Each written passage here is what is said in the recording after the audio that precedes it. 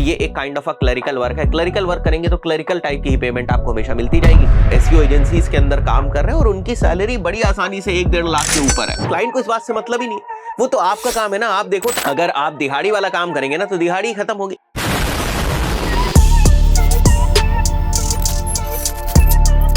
Hello everyone and once again welcome back to another episode of Sunday चर्चा series. Myself Umar Taskeer.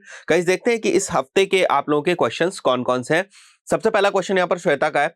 Sir please clear मी, मैं currently job कर रही हूँ SEO में, मुझे उसमें दिक्कत नहीं है, बट मुझे परफॉर्मेंस मार्केटिंग में जाना है और मुझे एसईओ का एक्सपीरियंस है, परफॉर्मेंस मार्केटिंग का नहीं। और परफॉर्मेंस में जॉब करनी है बट एक्सपीरियंस नहीं है, लेकिन जब भी मैं इंटरव्यू देने जाती हूँ तो मैं वहाँ एसईओ परफॉर्मेंस मार्केटिंग दोनों बोल देती हूँ, बट वो भी कंफ्यूज हो जाते हैं कि किस में हायर करें। At the end they reject me. यही होता है। देखिए, आपको ये डिसाइड करना पड़ेगा, आपको एक ही चीज को जो है वो सेलेक्ट करके आगे आपको बढ़ना पड़ेगा। आप ये नहीं कह सकते कि मेरे को एसईओ भी करना है, मेरे को परफॉर्मेंस मार्केटिंग भी करना है। बहुत सारे लोग ये समझते हैं करियर की शुरुआत में कि जब वो डिजिटल मार्केटिंग सीखने जा रहे हो तो उनको लगता है कि डिजिटल मार्केटिंग में मुझे सारे काम करने होंगे। ठीक है, सीखने के पॉइंट ऑफ व्यू से ठीक है। शुरुआत में जब आपको कुछ भी नहीं पता होता है, आपको फिगर आउट करना होता है कि मेरे को भविष्य अपना करियर जो है वो किस फील्ड में बनाना है, उस वक्त आप सारे जो चीजें होती है डिजिटल मार्केटिंग की उनका एक ओवरव्यू लेते हैं। आप एसईओ को भी समझने की कोशिश करते हैं, आप परफॉर्मेंस मार्केटिंग को भी समझने की कोशिश करते हैं। ठीक है, आप गूगल एड्स को सीखने की कोशिश करते हैं, आप अलग अलग चीजों को बेसिकली सीखते हैं। लेकिन भविष्य में जब आपको एक्सपर्टाइज लेवल पर जाना होता है या कंपनीज के अंदर आपको काम करना होता है,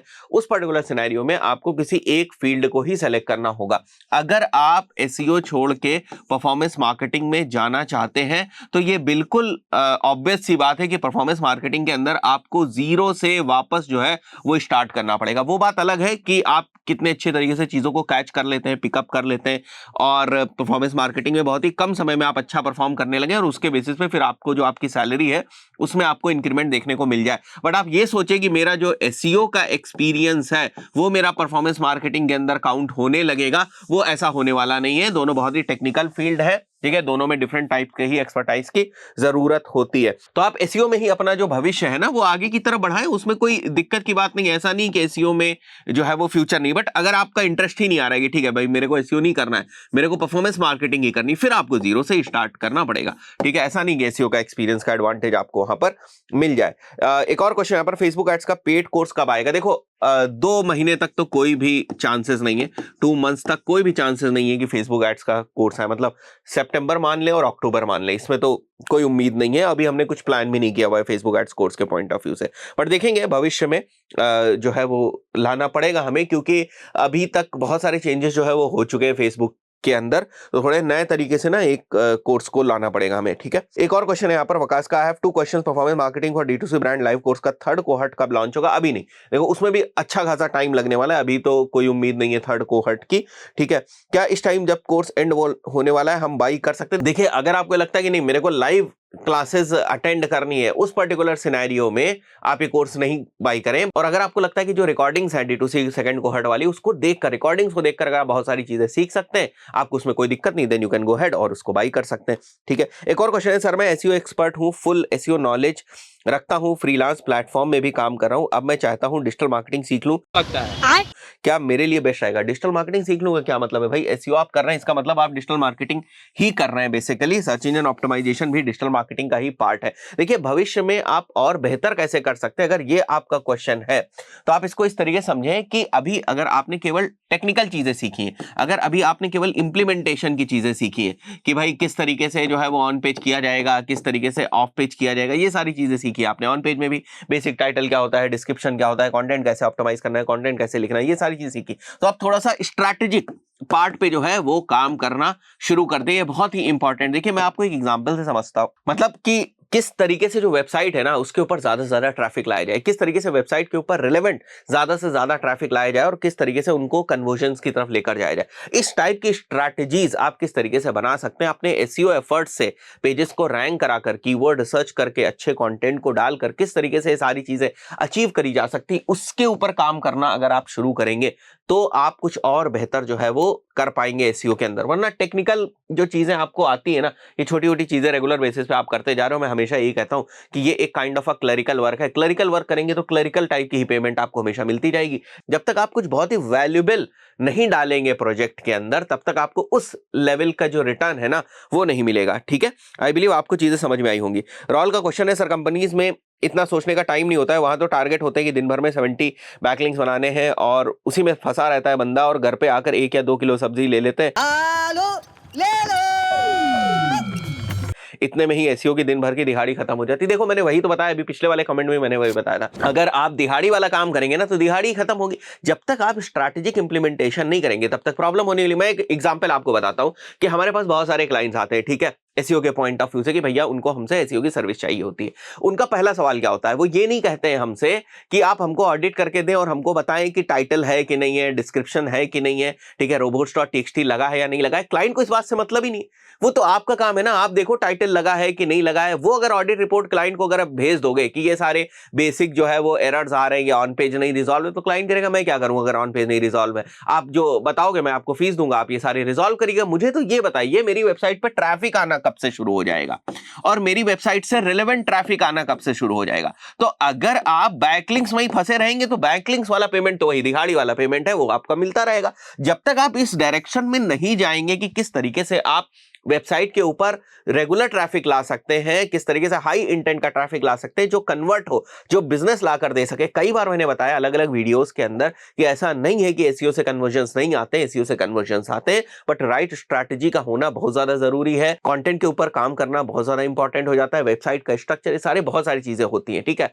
तो ऑडिट रिपोर्ट में जब हम लोग क्लाइंट को ऑडिट रिपोर्ट सेंड करते हैं तो ये कुछ जो बेसिक ऑडिट है ये तो होती है, बट इसके साथ साथ एक कॉम्पिटिटिव एनालिसिस भी होती है कि आपके कॉम्पिटिटर देखिए 1 लाख का जो ट्रैफिक है वो लेकर आ रहे हैं और इन स्पेसिफिक कीवर्ड्स के ऊपर उनके इतने सारे जो पेजेस हैं वो रैंक कर रहे हैं। आपने पेजेस ही नहीं बनाया, आप 5 पेजेस बनाकर आ गए और आप कह रहे हैं कि ये हमारा कॉम्पिटिटर देखिए 1 लाख का ट्रैफिक इसके पास आ रहा है, मेरे पास नहीं आ रहा। तो ये जो स्ट्रैटेजिक लेवल पर जाकर जो कॉम्पिटिटर की एनालिसिस करनी है और उसके बेसिस पर जो प्लान ऑफ एक्शन बनाना है वो कौन बनाएगा। जिस दिन आप ये बनाने लगे और ये काम करवाने लगे, जो मैंने अभी आपको बताया था कि टेक्निकल वाला वर्क जो आप करवाने लगे, बैकलिंक्स की स्ट्रैटेजी बनाने लगे, आप एसईओ मैनेजर हो जाएंगे, एसईओ स्ट्रैटेजिस्ट हो जाएंगे।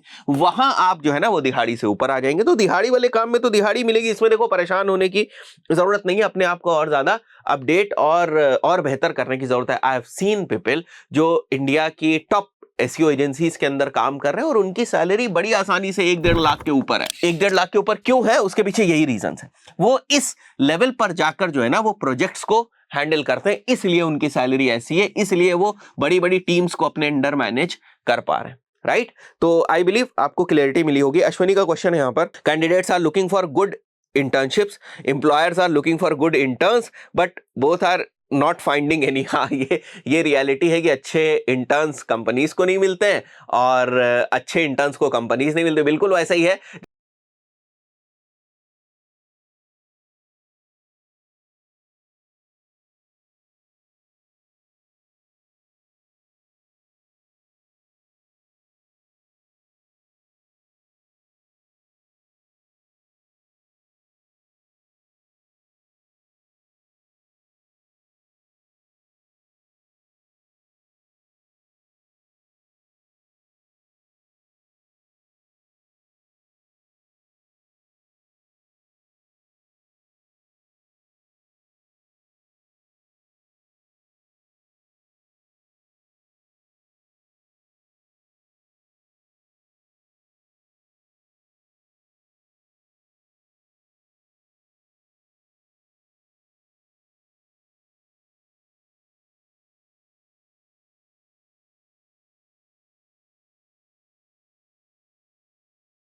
I think I should develop his WordPress website on my domain by creating a subdomain so that if the client denies paying, I can have access to the website. And if the client completes the full payment, only then I would transfer the complete website from my subdomain to client's domain.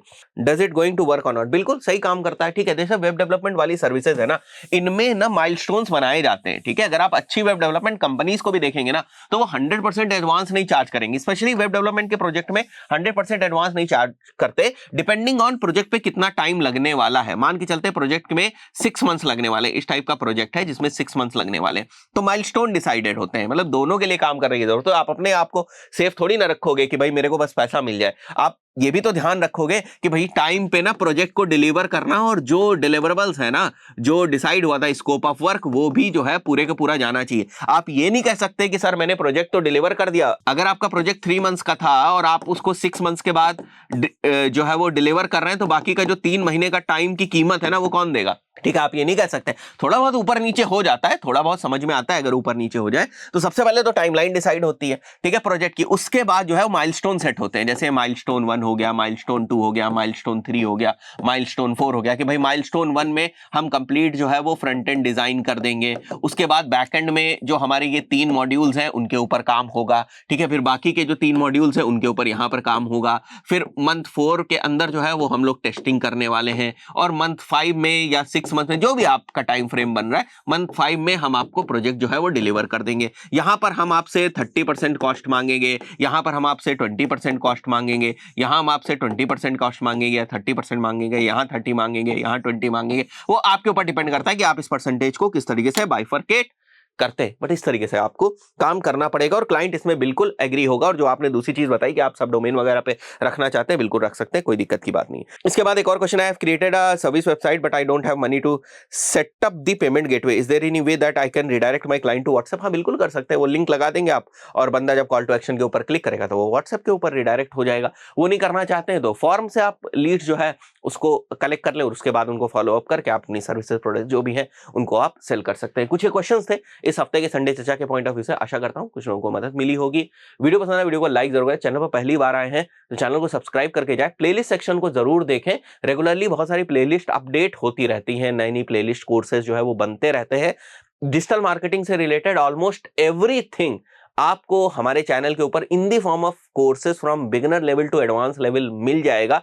तो you can go head and you can check the playlist for free courses. अगर आपको agency level का advanced Google ads करना है, actually 7-8 साल का जो हमारा एक्सपीरियंस है उसका अगर निचोड़ आपको एक कोर्स के अंदर देखना है कि पहले कैसे चीजें काम करती थी, अब किस तरीके से काम करती हैं, एग्जैक्टली हमारी जो नॉलेज है ना उसके एक्सपीरियंस के बेसिस पे अगर आप सीखना चाहते हैं, then we have a recorded Google ads course which you can check on our website learn.umartaski.com, वहां पर जाकर आप चेक कर सकते हैं। This is one of the most advanced Google ads course with real problems, real solutions, जो हम रोज के रोज अपनी एजेंसीज में जिन प्रॉब्लम्स को सॉल्व करते हैं उस के एक्सपीरियंस के बेसिस पर ये कोर्स बनाया गया, and we are now going to update this course with new videos also. इसमें आपको एक्सेस भी मिलने वाला है, रिकॉर्डिंग वीडियोस भी मिलने वाली है, and you will also get access to the community which is within the LMS only. तो you can directly buy it from our website. Thank you guys.